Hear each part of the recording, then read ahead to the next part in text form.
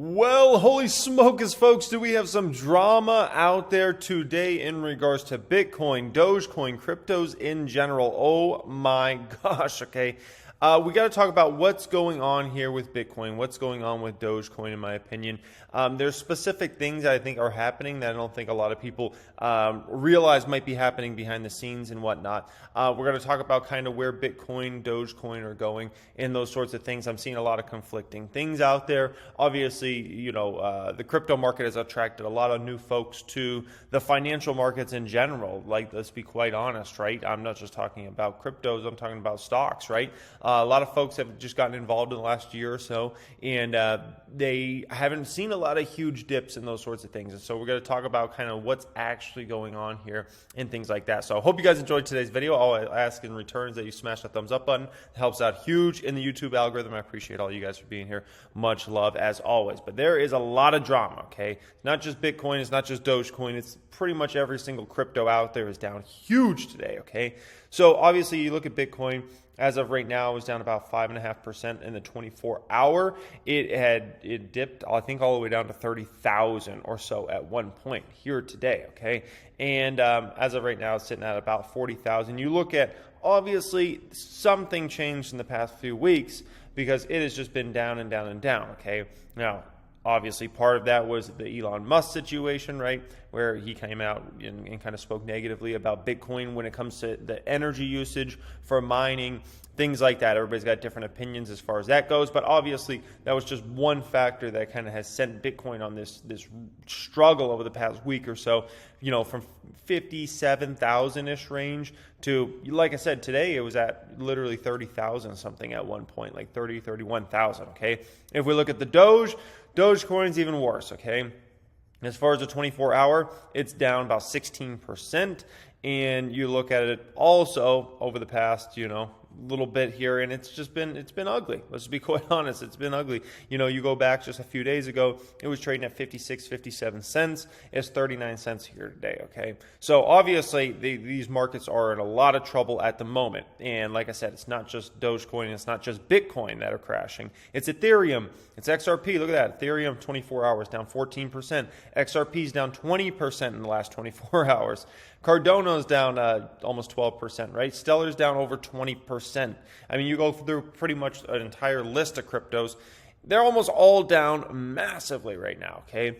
And some of this might even be bleeding into the stock market a little bit, right? Look at specifically the Russell 2000, which it's much more likely if you own some cryptos, you're going to own some stocks that are in the Russell 2000. And look at the Russell 2000 here today, down 1.44%, down far exceeding anything that's going on in the NASDAQ, the S&P 500, or the Dow 30, right? So very, very intriguing that some of this could even bleed over into the stock market, okay? Now, I saw this come out this morning. I don't agree with it at all. Let me kind of explain why, okay? Bitcoin's 40% crash does feel like capitulation, says crypto specialist.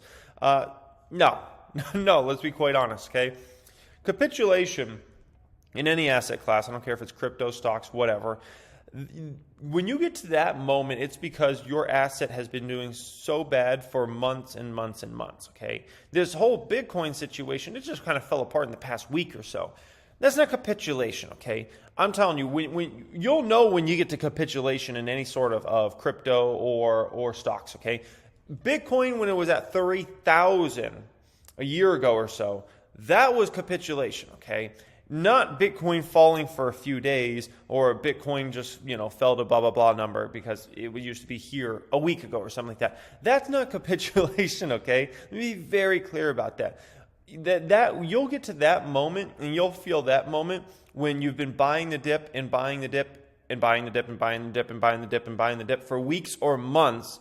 And you are so sick of buying the dip that you are just fatigued, man. And it's hard to find anybody. On this whole little dip that Bitcoin's had here, which let's call it more than a dip, let's call it a crash, okay? This little crash Bitcoin's had here.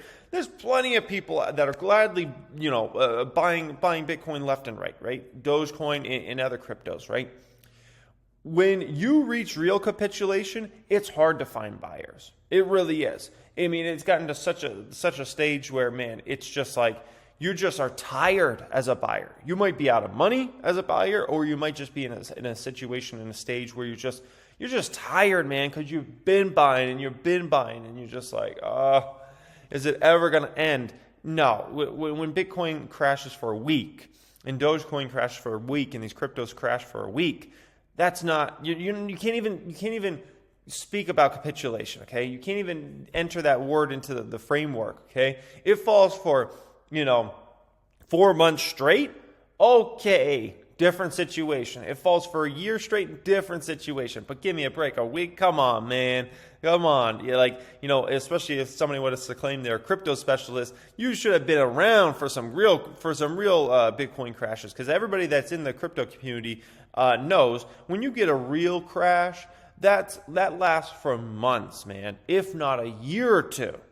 Not just this little it crashed for a week or something like that. Come on, man, okay? Now, something very important to keep in mind here, and I think a lot of folks aren't factoring this in, is Bitcoin is still up huge for the year. Let's be quite honest. Right now, it was trading at, 40,000? When we entered this year, Bitcoin was at 29,000, okay? 29,000. Once again, this is another reason why you can't even enter that word capitulation into things. Let's just put it that way.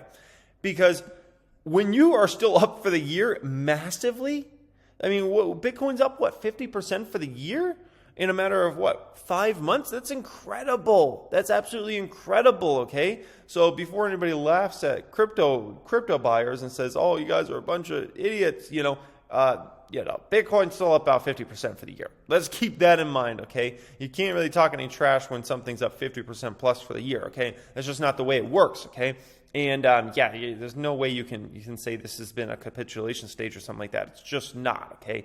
This is just a big kind of short-term crash that is kind of going on in Bitcoin, okay? Now, also, when it comes to Dogecoin, same exact thing. Literally, Dogecoin was 6 cents. 6 cents on April 10th, okay?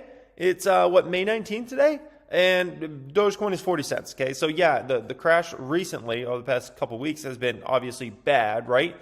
And obviously you've seen some of the hype die down in Dogecoin. No doubt about that, right? The whole SNL thing happened with Elon Musk, and just like a lot of the general hype that was starting to really build in Doge, it has begun to start to fade, right?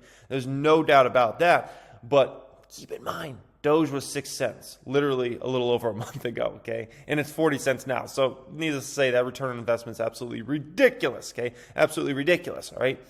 I think it's silly to laugh at those crypto buyers the same way it would be silly to laugh at Cathie Wood and ARK Invest for the fact that Tesla's been going down recently. They're still up huge on Tesla. You know what I mean? A lot of their shares are up 1,000+%.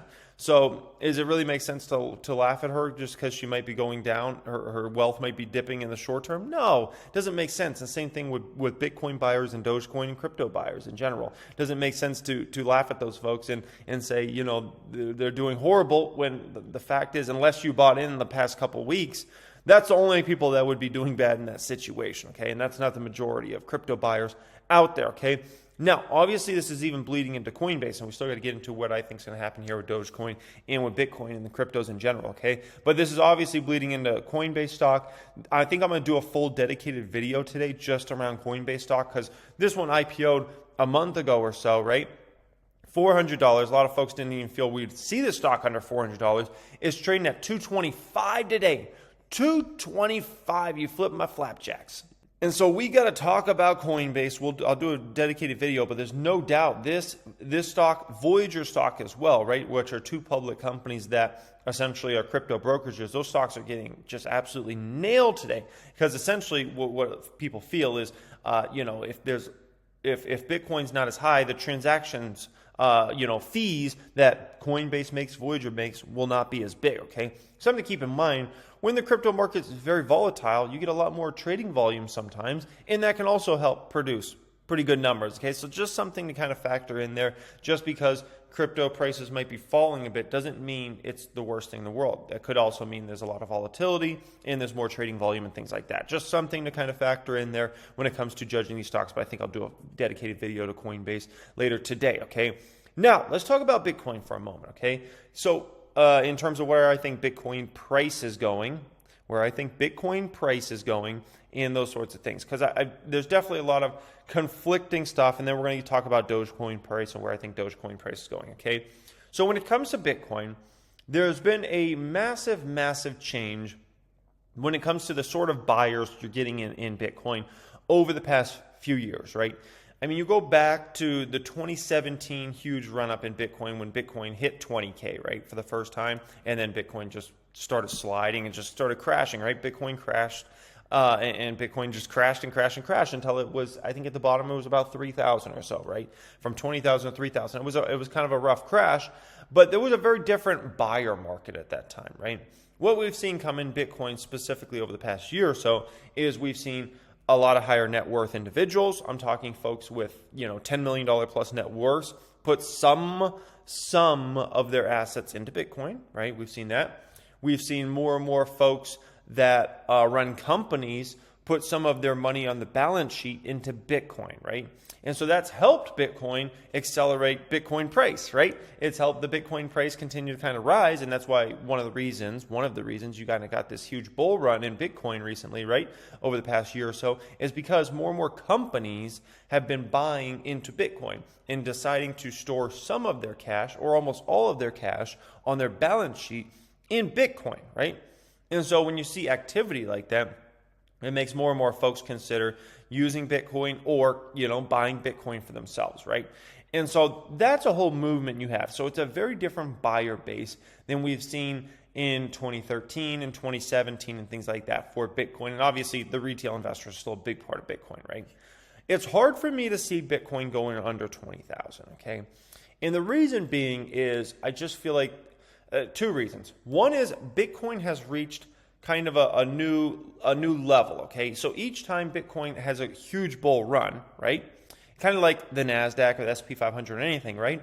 When it has its next big bull run, it's very unrealistic that the previous bottom is going to be the new bottom, okay? That's just not the way it works, right? And so like when Bitcoin ran up to 20,000, right?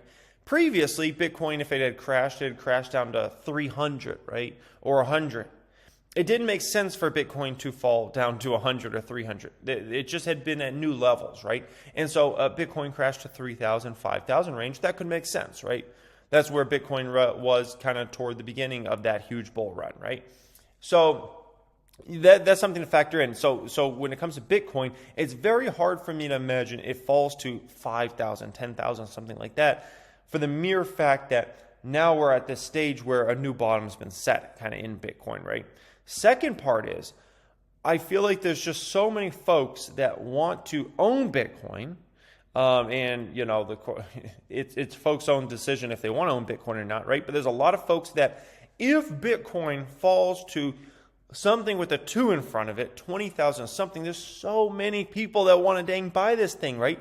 There's so much money that's been on the sideline that as Bitcoin climbed to 40,000, 50,000 and above, right? There's so many folks that felt like they wanted to buy Bitcoin, but they wouldn't buy Bitcoin. They're like, well, I'll wait for it to, the next Bitcoin crash. I'll wait for, the next crypto crash. I'll wait for the prices to come down when it comes to Bitcoin, right? And so folks have been like hoping for this situation. And so all of a sudden today, look what happened. As soon as Bitcoin hit the 30,000 range, immediately, what happened to Bitcoin price? It skyrocketed, right?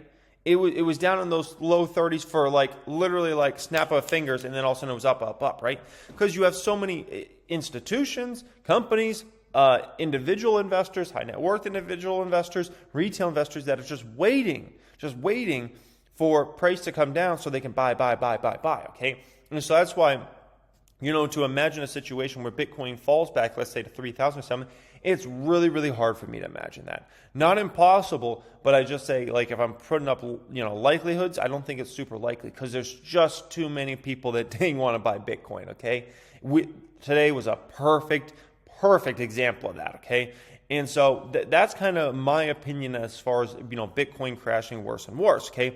Now, when it comes to Dogecoin, I think that's a wild card. I'll be completely honest. Dogecoin and the Dogecoin price is a complete wild card.